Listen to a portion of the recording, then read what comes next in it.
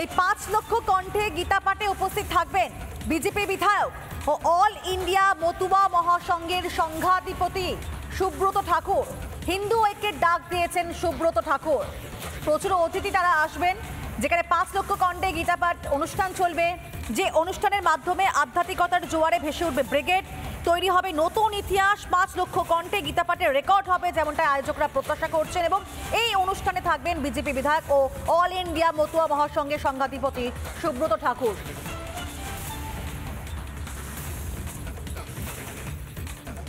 Slogan এই মুহূর্তে একটাই, কৃষ্ণ কৃষ্ণ হরে হরে, গীতা পাঠ সমস্ত সনাতনীদের ঘরে ঘরে। আর এই স্লোগানকেই মূলত পাথেয় করে সনাতনী সংগঠনের পক্ষ থেকে মূলত কলকাতাতে ব্রিগেড গ্রাউন্ডে যে 5 লক্ষ কণ্ঠের গীতাপাঠের আয়োজন করা হয়েছে, সেই গীতাপাঠে এবার আমন্ত্রণ পেয়েছেন অল ইন্ডিয়া মতুয়া মহাসংঘ।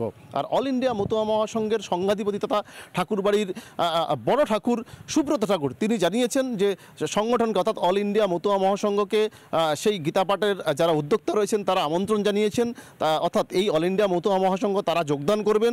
পাশাপাশি মতুয়া সম্প্রদায়ের মানুষ যারা রয়েছেন তাদেরকেও কিন্তু তিনি বলছেন যে এই ধরনের অনুষ্ঠান বা এই ধরনের যে গীতাপাঠ অনুষ্ঠান, যেখানে সনাতনীদের একত্রিত হওয়ার একটা জায়গা, সেখানটায় একসঙ্গে অর্থাৎ যে সেই আমন্ত্রণে সামিল হওয়ার জন্য সমগ্র মতুয়া সম্প্রদায়ের মানুষ যারা রয়েছেন তাদেরকেও কিন্তু সুব্রত ঠাকুর তিনি আমন্ত্রণ জানাচ্ছেন যে তারা যাতে এই ধরনের অনুষ্ঠানে তারা যাতে যোগদান করেন।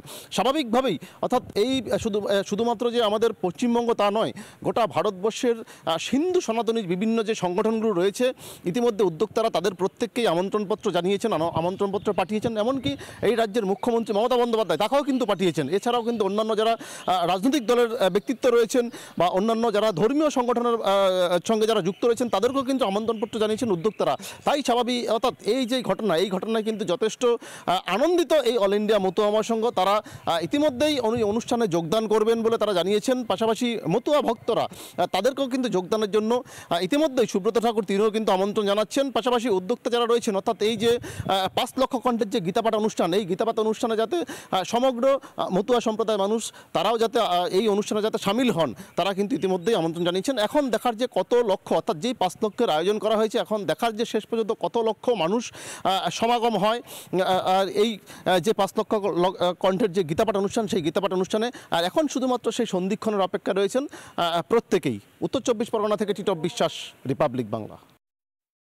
সনাতনী সংসদের উদ্যোগে যে এই যে 5 লক্ষের গীতাপাঠ, আমরা তো সনাতন ধর্মের মানুষ, ভারতবর্ষ সনাতনের জায়গা এবং এই সনাতনী হচ্ছে মূল যে ধর্ম এবং তা থেকেই সব কিছুর উৎপত্তি, মূলটা হচ্ছে সনাতন।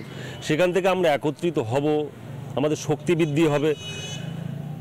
আজকে বিভিন্ন জায়গাতে সনাতনী যারা রয়েছে, যারা হিন্দু যারা রয়েছে তাদের বিভক্ত করার প্রক্রিয়া চলছে, রাজনৈতিকভাবে হোক কি অন্য কোনো উদ্দেশ্য হোক, সেখানটাতে একত্রিত হয়ে আমরা নিজেদের শক্তি, নিজেদের যে মূল যে চিন্তাভাবনা এবং আমাদের রুটটা আমরা শুধু উপলব্ধি করা না, সেটাকে অনুধাবন করা আরও অনেক কিছু আছে। সেটা একটা বিশাল একটা চিন্তাভাবনা এবং বিশাল পাওয়া। সত্যি এই যে জায়গাটা এটা খুবই ভালো এবং আমি নিজেও খুবই আনন্দিত যে আমাকে